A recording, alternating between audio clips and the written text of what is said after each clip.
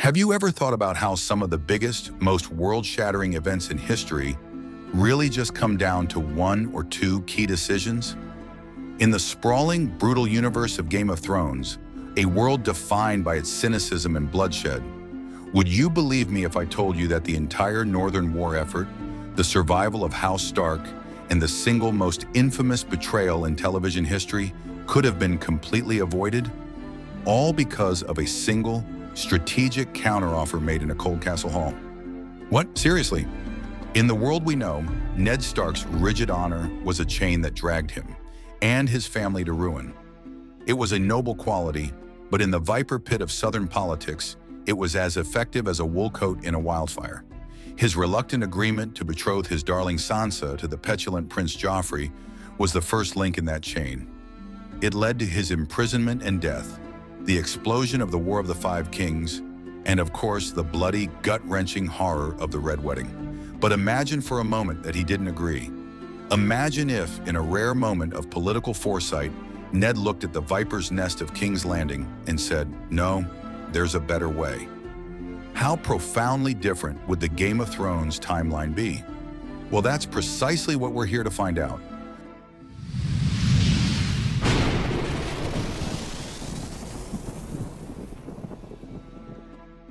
Welcome to Visions of Valyria, where we make one change somewhere in the Song of Ice and Fire and see how that one change ripples throughout the entire universe. And before we get started, if you could leave a like on this video to support the channel, I'd appreciate it. And while you're at it, comment down below which political marriage in Westeros you think was the absolute worst deal. But now let's get into it. The Pact of Ice and Gold.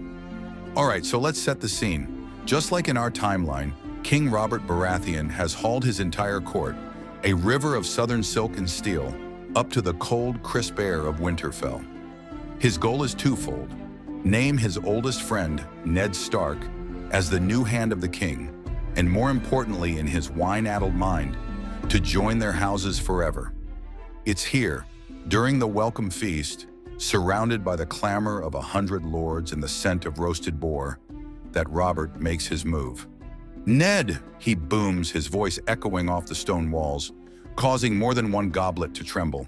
"I have a mind to join our houses, a match between your girl and my boy." He gestures with a greasy hand toward Joffrey, who offers a thin, practiced smile, and then to Sansa, whose face is a mask of pure, starstruck joy. "We shall be brothers, not just in name, but in blood." In our timeline, Ned, feeling cornered by duty and friendship, reluctantly agrees. But in this timeline, we're changing one crucial thing. Ned looks at his daughter, so full of innocent dreams. Then he looks at the sneering prince, who he'd seen mocking Robb sparring earlier that day. His eyes finally land on the queen, Cersei Lannister, whose smile is as cold and sharp as the winter outside. And Ned sees the trap. He's looking at his friend, but he's also seeing a king completely encircled by golden lions. He understands the strategic madness of sending his gentle northern girl right into the heart of their power. And so, with a calm that just betrays how big of a deal this is, Ned Stark counters. "Your Grace," he starts, his voice a low rumble that cuts through the king's boisterousness. "No honor could be greater, but the crown prince is heir to the Iron Throne. A match with my daughter might look to the other great houses like the North is grasping for power, creating jealousy where we need unity." He lets that hang in the air for a second, a masterful political stroke. There is perhaps another way, a way to honor the promise we made long ago, when we were boys and later in war, a bond not of ambition, but of brotherhood. Robert leans forward, intrigued. "My son and heir, Robb, will one day be Warden of the North. Your daughter, Princess Myrcella, carries the royal name. A marriage between them would be a powerful symbol of unity, a promise kept between our families. Let Myrcella be fostered here, in Winterfell. To learn the ways of the North, she will one day help to lead.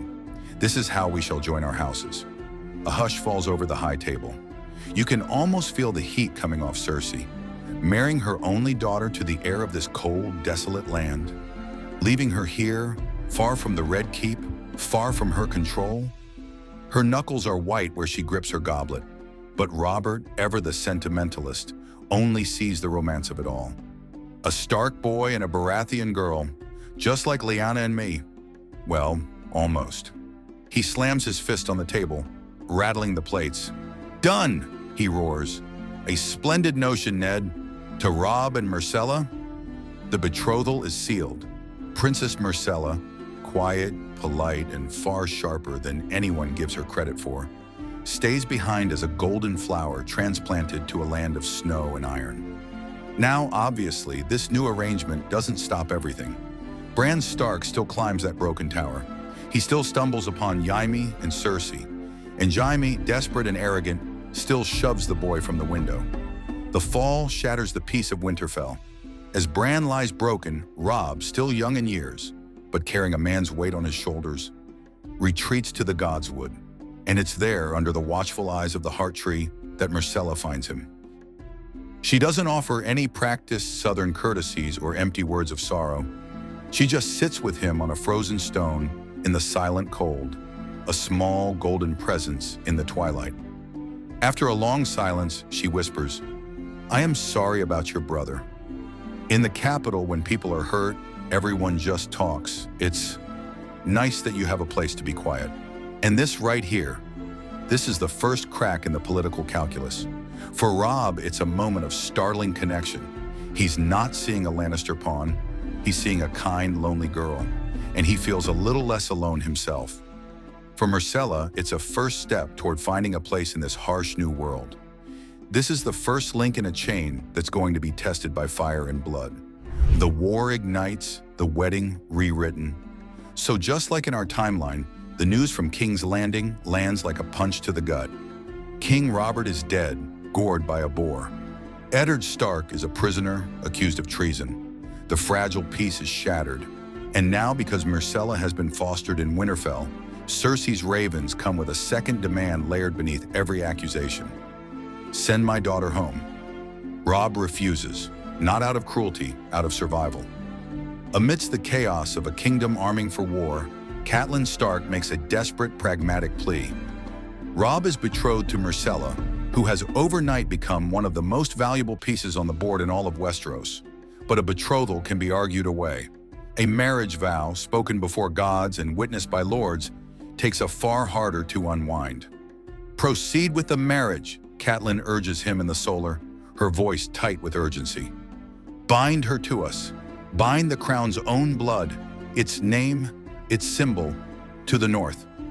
Do it now, before Tywin Lannister finds some way to pull her back into his claws, or before the faith in King's Landing is used to erase this pact with a stroke of ink." It's a grim ceremony in the Godswood, witnessed only by a handful of northern lords. No feast, no singers, just the rustle of weirwood leaves. And it is understood by everyone present, quietly, without needing to be said aloud, that the marriage bed will wait until Myrcella is of age, until she is flowered. This is politics first, survival second, and innocence, tragically, somewhere after that. Robb speaks the vows before the Heart Tree, his voice steady even as his world burns. Myrcella repeats them softly, hands cold in his. Septon Chael is there not to lead the right. This is the old god's way, but to witness it for the castle's sept and for the record, because Winterfell has always been a place where two faiths live under one roof. Maester Luwin writes it down in ink all the same. Cold, permanent proof. For Robb, it's a duty, another weight on his young shoulders. For Myrcella, it's a terrifying leap of faith, binding herself to the son of a man her family has branded a traitor. Yet her yes is quiet, but firm. Not because she understands the whole game, but because she remembers that frozen stone in the Godswood, and the one boy in this harsh castle who looked at her like a person, not a prize. And this one act, this stark, private wedding, has a massive, world-altering consequence. It does not mean House Frey suddenly becomes irrelevant. Robb still needs the twins. He still needs that crossing over the Green Fork. But it changes the negotiations at the heart of everything. In the original timeline, Robb's desperation forces him into a marriage pact with Walder Frey himself, an oath that later becomes a knife at his throat. Here, Robb arrives already wed. There is no bride for Walder Frey to dangle, and no personal vow for Robb to break later. So when the northern host reaches the twins, Walder still grumbles, still preens, still demands his price, because Walder Frey always demands his price. But the leverage shifts. He can demand gold, hostages, wardships. He can demand marriages for lesser heirs and bannermen, and he does. He wrings promises from the river lords. He snatches at prestige where he can reach it. What he doesn't get is Robb Stark's honor in his own bedchamber. And without that deep, intimate insult, without that broken vow, Walder Frey loses the one excuse he would cling to when men whisper the unthinkable. Because there is opportunism. And then there is violating guest right in a hall full of wolves. With his army intact and his path clear, the young wolf is unleashed. The Battle of the Whispering Wood is a tactical masterpiece, and Jaime Lannister, the legendary Kingslayer, finds himself a captive in Robb's camp. The boy has become a wolf, and his bite is lethal. Meanwhile, back in Winterfell, the war arrives in a more personal way. The assassin with the Valyrian steel dagger tries to murder Bran. Catelyn and Summer stop him, but the dagger remains a chilling mystery. And this is where Myrcella, still in Winterfell, still close enough to the truth to feel its heat, gives Catelyn something she never expected. With a trembling voice, she recalls a moment that stuck with her like a splinter. How, after Bran's fall, Joffrey had ranted in cruel frustration about mercy, about how a boy who couldn't wake should be put out of his misery, and how, days before, he had once flashed a fine dagger in the Red Keep like it was a toy, hungry for the feeling of power it gave him. She doesn't know about hired men or coin or who was paid, but she knows her brother's nature, and by speaking that truth, Myrcella severs the last thin thread of hope Catelyn had for peace. She's not just a Lannister princess anymore. She's Robb's wife. In the North, that means something. The war's devastation isn't just in the South, though. Theon Greyjoy, torn between two families, still makes his devastating choice, choosing the Kraken over the direwolf. He takes an undermanned Winterfell because betrayal doesn't need a great army, just an open gate and a broken heart. But this is where Myrcella's story takes a dramatic turn. She's not a pampered court lady anymore. She has been living in the North. When the Ironborn storm the castle, she doesn't freeze. Guided by Osha's fury and Maester Luwin's desperate resolve, she flees into the cold darkness of the crypts with Bran, Rickon, and Hodor. She helps keep the boys quiet. She helps keep them moving. She clings to them like a lifeline in the dark. She's not a pawn anymore. She's a survivor. News of Winterfell's fall is a gut-wrenching blow for Robb. But the subsequent news of his wife and brothers escaping turns grief into something sharper. He pivots with cold purpose, sending hard riders and northern clansmen to tighten the noose at Moat Cailin and bleed Ironborn garrisons where he can. And when Myrcella is finally reunited with him, thin, exhausted, wrapped in furs too big for her, she is no longer just a southern princess in a northern camp. To the lords who see her, she becomes proof that the North can take a lion's cub and somehow turn it into one of their own. The turning tides of war. With the North steadied, Robb turns his gaze south again. His army is battle-hardened, and crucially, it was never butchered at the Twins. The strategic map of Westeros is fundamentally different. Without a broken Frey marriage pact, Rose Bolton's path to betrayal becomes far more dangerous. He's still the creepy leech lord, still whispering poison, still calculating, but there is no clean, elegant massacre to hide behind. He's a coiled snake surrounded by wolves. Robb presses his advantage. The war in the Riverlands becomes a brutal, high-stakes chess match between the young wolf and the old lion. Harrenhal, colossal, cursed, impossible to truly hold, becomes a grinding focal point, a place where armies bleed each other for position and pride. And it's during these long weeks that the dynamic between Robb and Myrcella begins to matter in a way no one expected. She is still young, but she's been watching men lie since she could walk. She's been listening to strategy and ego around 100 tables. And when Robb rages, when vengeance threatens to turn him into something his father would despise, Myrcella becomes the quiet voice that pulls him back from the edge. One night after a brutal discussion about prisoners and punishment, She follows him to his tent. She doesn't challenge him like a commander. She appeals to the thing inside him that is still Ned Stark's son. "Vengeance will win you battles, Robb," she says, her voice soft but steady. "But justice is what makes men follow you when they're afraid." He stares at her, surprised, not by the words but by the steel under them. And in the strangest way, he begins to respect her, not as a hostage, not as a symbol, but as a partner in the only way they're able to be for now. This new maturity leads to a diplomatic gamble. Catelyn Stark rises to the Eyrie, but she doesn't come as a helpless beggar. She comes as a Tully of Riverrun, a sister to Lysa Arryn, and the mother of a king whose banners are actually winning. She speaks to the Lords of the Vale, Bronze Jon Royce and the hard men who have been choking on Lysa's fear, and she reminds them of blood, of honor, of the fact that the Lannisters have already proven what their peace costs. Lysa resists. Of course she does. She clutches her son and her paranoia like armor. But the Vale is not made only of one frightened woman in a high tower. And when enough lords decide they will ride, when enough banners move despite her ravens, Lysa discovers the ugly truth. A regent can forbid. She cannot stop an avalanche. The Knights of the Vale pour into the Riverlands, fresh and untouched. And suddenly Tywin Lannister is facing something he hasn't faced in a long time. A coalition that doesn't break. Blackwater without a savior. While the Riverlands burn, the southern kings tear each other apart. Renly Baratheon still raises his glittering host. Stannis Baratheon still comes for him like a storm. And in the dark, through sorcery and shadow, Renly falls. The Tyrells, robbed of their chosen king, hesitate. They watch. They wait. They count the odds the way gardeners count seasons, patiently, coldly. And then Stannis turns his fleet toward King's Landing.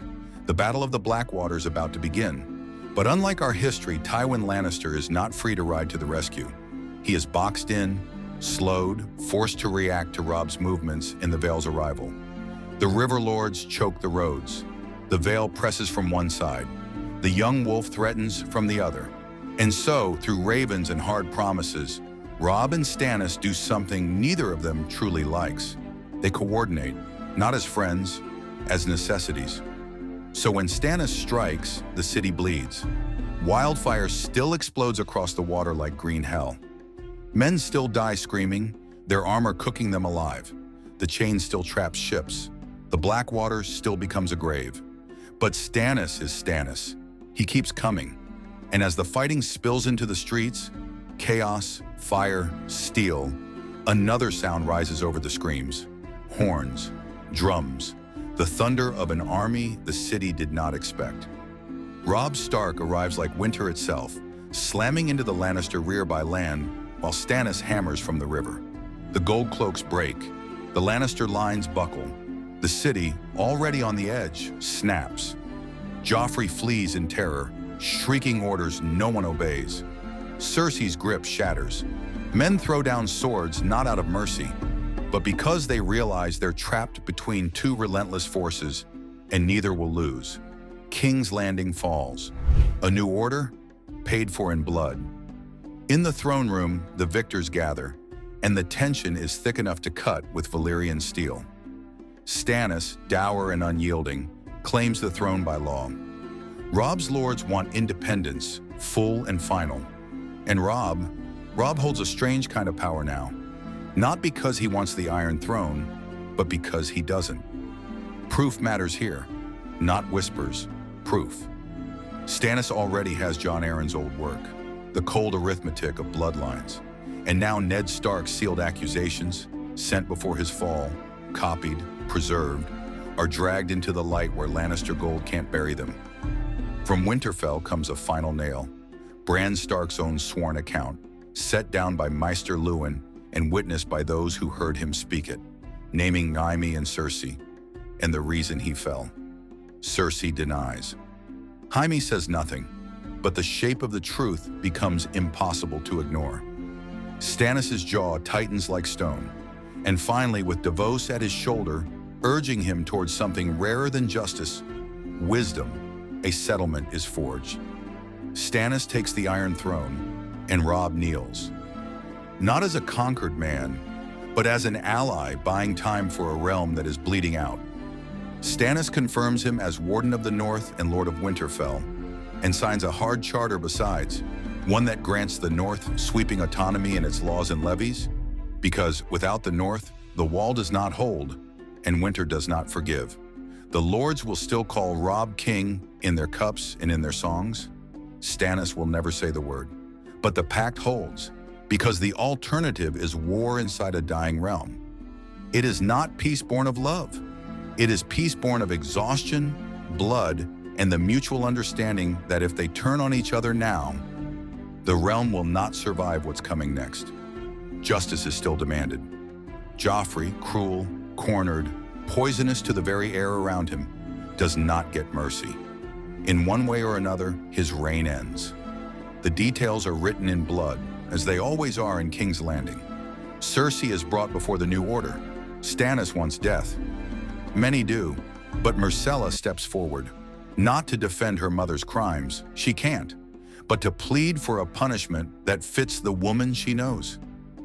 She has lost her son, her power, her pride, Myrcella says, voice trembling but clear. A quick death is a gift. Let her live with what she's done, with no throne to hide behind. Stannis' eyes burn with judgment, and in the end, he grants a punishment that is not mercy, but something colder. Cersei is stripped of power and sent away under guard to a life of silence and separation, bound to the Silent Sisters, a living death wrapped in cloth and vows. And as for the wolves who wore friendly faces, with the lions cornered, desperation still tempts the faithless. Letters are found, quiet deals exposed, the kind of treason that doesn't roar, it whispers. Roose Bolton is unmasked before he can strike, and among House Frey, it isn't Walder who dares the deepest betrayal. He's too old, too cautious, too hungry to survive. It's the eager hands beneath him, a few sons and grandsons reaching for Lannister favor before the war is truly finished. They are dragged into the light and broken on the wheel of stark justice. The twins are left standing, but watched, always watched. And when the great sword ice is reclaimed from the Red Keep, still whole in this timeline, never melted down into Lannister trophies, Robb Stark does what his father taught him. He delivers the sentence. He swings the blade. Because in the North, the man who passes the sentence must swing the sword, the heir of winter. And then, after the war, after the treaties, after the smoke finally clears, Winterfell endures. Years pass. Myrcella grows from a girl into a young woman, shaped by northern cold and southern steel. The marriage on paper becomes something real, something chosen, something earned. And in time, a child is born in Winterfell. A son. They name him Eddard, not the second, not as a royal boast, just Eddard. After the grandfather he will never meet, the man whose honor lit the fuse of a war, and whose legacy in this world actually survives it. To the North, he is the future, a living symbol of an impossible union, dire wolf and lioness, bound not by a throne, but by everything they endured. But now I want to hear from you. What did you think of this alternate Westeros? Would this fragile peace have lasted? Would Stannis and Robb have held that alliance? Or was it only a matter of time before two kings went to war? Whatever it is, let me know down below in the comments, and I'll do my best to respond.